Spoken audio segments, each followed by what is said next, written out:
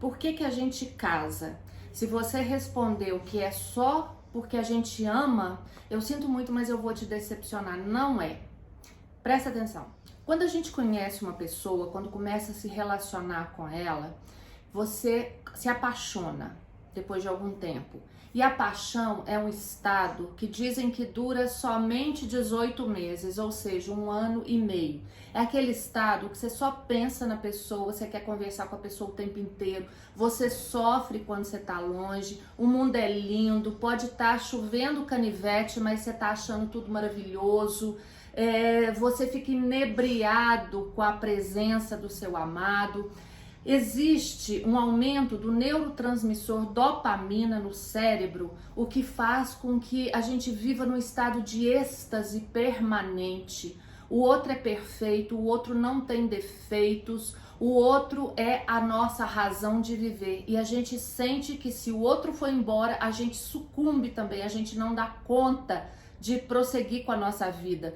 As nossas outras atividades, encontro com amigos, trabalho, estudo, acabam ficando um pouco prejudicados porque o outro toma uma dimensão imensa na nossa vida. Essa é a primeira fase, que é a fase da paixão. O outro é aquilo que eu preciso para viver. Acontece que ninguém aguenta viver muito tempo, né, nessa loucura, nessa paixão, nessa fase mesmo inicial do namoro. E aí, normalmente é o homem que toma a primeira atitude dessa mudança, né, na relação, principalmente assim, pelas reclamações dos amigos, que ai, você sumiu, pela reclamação da família, ai, você não fica mais com a gente, tudo mais. Então, normalmente é o homem que toma essa atitude, que volta, né, às atividades que ele tinha, que ele fazia antes do namoro. Com isso, a outra pessoa também se vê na obrigação, assim, né? Se vê no dever de vou retornar às atividades que ela tinha também. Então, assim, se for uma relação heterossexual, a mulher vai voltar a sair com as amigas, o homem vai voltar a jogar a bola de quarta-feira, e toda vez que entra um terceiro na relação, não necessariamente envolvendo traição, infidelidade, toda vez que entra um terceiro, pode ser a saída com as amigas, o futebol, a mãe, né, família, um trabalho, uma nova faculdade, toda vez que entra um terceiro na relação, normalmente acontece uma crise no relacionamento mesmo. Com isso, a outra pessoa enxerga que o seu companheiro, que a sua companheira, é uma pessoa imperfeita. É uma pessoa que também tem defeitos. Então ela começa a enxergar que o companheiro e a companheira é uma pessoa imperfeita, que não vai suprir as necessidades, que não vai seguir o roteiro que ela tinha feito na cabeça, que não vai ser tudo certinho. E a outra pessoa começa a mostrar esses defeitos, porque na fase da paixão as coisas são muito mascaradas, é muito o relacionamento ideal, o príncipe no cavalo branco. E depois que isso passa, depois que esse fogo inicial passa, a outra pessoa começa, né, a mostrar os seus defeitos. E com isso, o outro enxerga que o seu companheiro ou a sua companheira é uma pessoa de verdade, uma pessoa real, que tem problemas e que não vai seguir, né, como eu falei, o roteiro. E aí que começa a separar, assim, se o relacionamento vai dar certo ou se o relacionamento não vai dar certo. Tudo é de acordo com como eles vão lidar com essas crises no relacionamento. E lembrando o seguinte, no ideograma chinês, a palavra crise, ela é feita por 2 outros ideogramas. O primeiro é perigo e o outro é oportunidade. Se juntar perigo com oportunidade, dá a palavra crise. Então, a crise, ela pode te derrubar, te soterrar, fazer com que você perca o ânimo, a esperança, ou então ela pode te dar oportunidade para passar, para dar um salto para algo muito melhor. Bom, então depois da paixão, depois da crise, a gente coloca ali na balança. Quais são as vantagens e as desvantagens dessa relação? Quais são os prós e os contras? A gente começa a fazer com que o outro seja inteiro.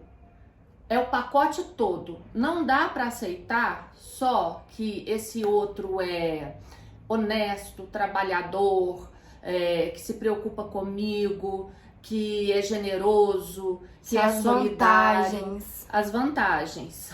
Porque ele também pode ser chato, pode fazer umas piadinhas chatas de vez em quando, pode não tratar bem a mãe.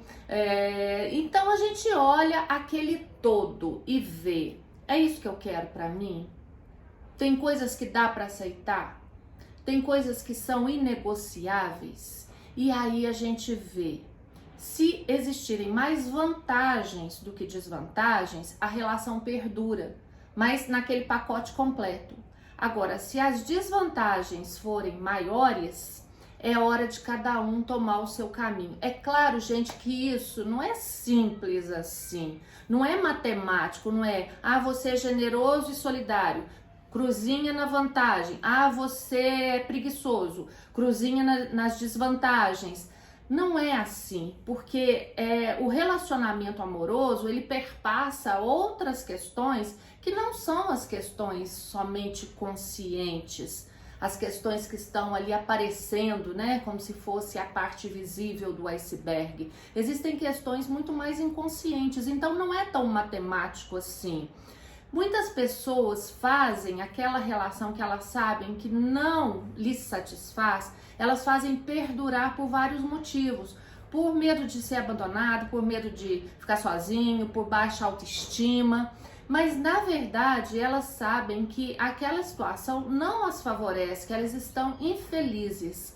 Só que muitas vezes elas acabam casando por causa de certos medos que elas têm.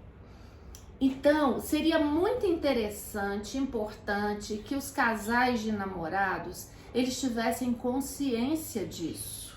Tivessem consciência de que eles vêm de um determinado sistema familiar que é diferente do sistema familiar do outro.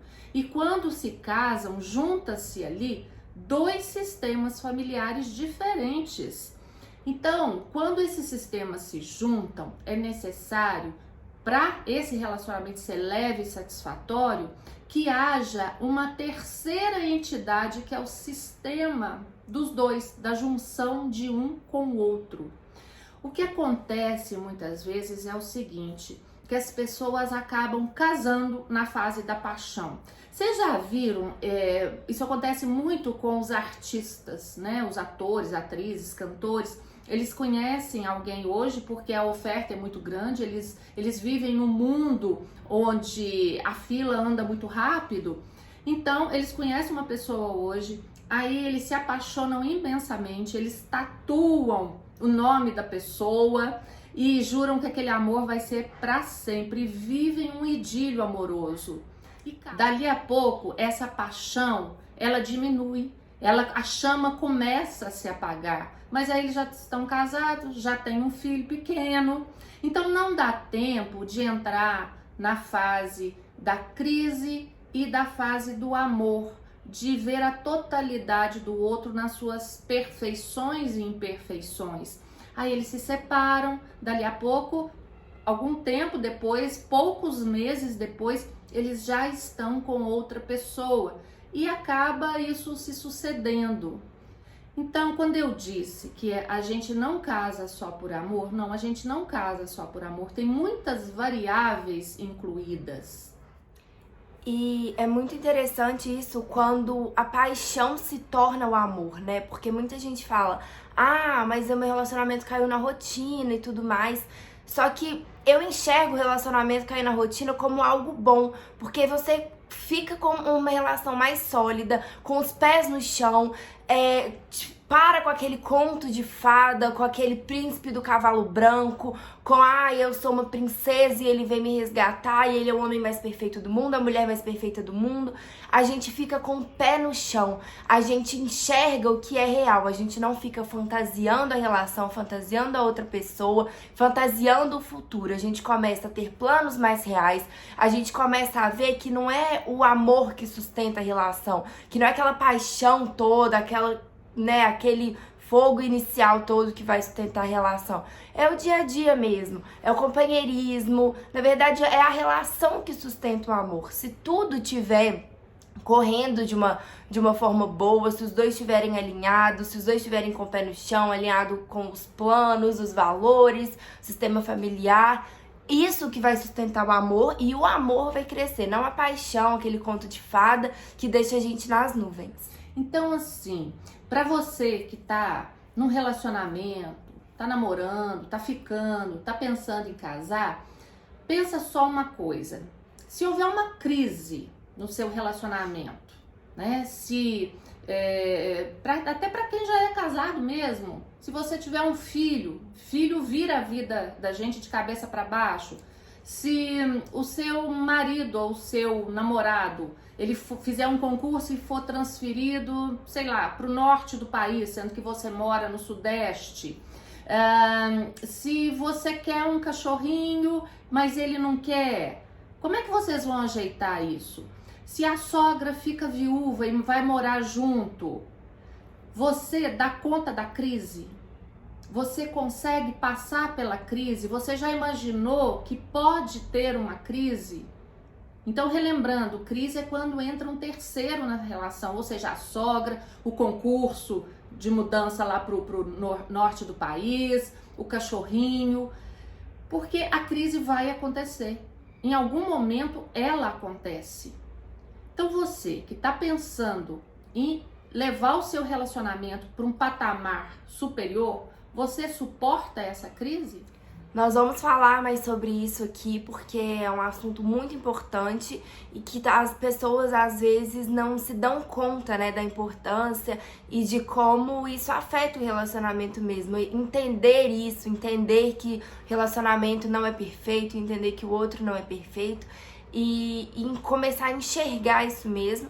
Então isso é muito importante, a gente vai voltar aqui mais vezes para falar sobre isso. Se você gostou do vídeo, clica no gostei, deixa um comentário aqui embaixo pra gente e compartilha com alguém que você sabe que tá precisando. Até a próxima!